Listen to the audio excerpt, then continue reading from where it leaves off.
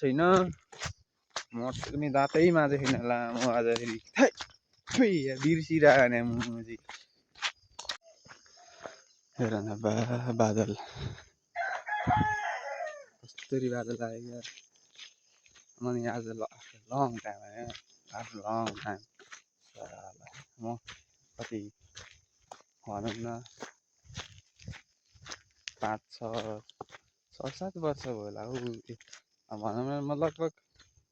चितवन नहेरेको चाहिँ मैले कम्तीमा नि चितवन नटेको चाहिँ 4 वर्ष बढी भयो के 4-5 वर्ष भयो आज चाहिँ म जाँदैछु चितवन जाँदैछु चितवन कस्तो भएको त चितवन जाने बाटो हेरौँ है त अन्तिमसम्म म चाहिँ के देखाउँछु हेर्नु होला है त मनोरञ्जन लिदी हातमा के छ त्यही चुसी ओके गुड मर्निङ सबैजनालाई अनि म चाहिँ सन्चै छु तपाईँहरू सन्चै हुनुहुन्छ होला भन्दै यत्तिकै हल्लिँदै चितवनतिर लाएँ म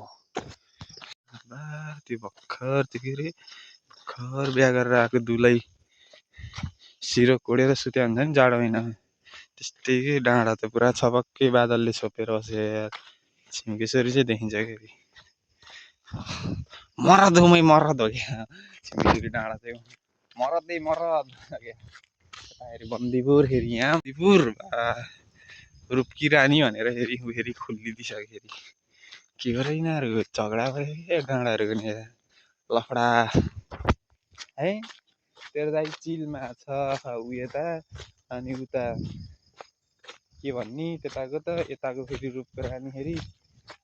खुल्लिहाल्यो है हामी चाहिँ रूपको राना न राजा न केही न केही हामी चाहिँ बाटोतिर लिखिरी झोला हेर्ने हिँड्ने काम छैन थाहा छैन हामीबाट माछु भन्दै थिएँ यो मोजा खोज्दै बिहान भइहाल्यो के गर्नु जात नमार्दै मुजी कोही मर्दैन छेउछाउको चालिदिने यो चुड्क्यान चबाउँदै हिँड्दिने यो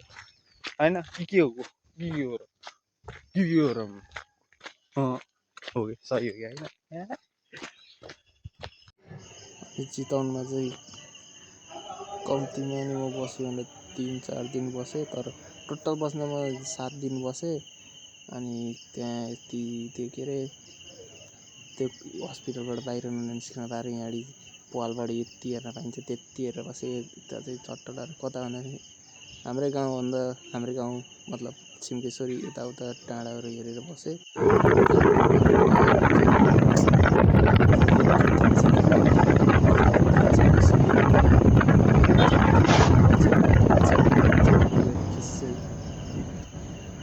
फिलिङ भइरहेको मलाई लाग्छ होइन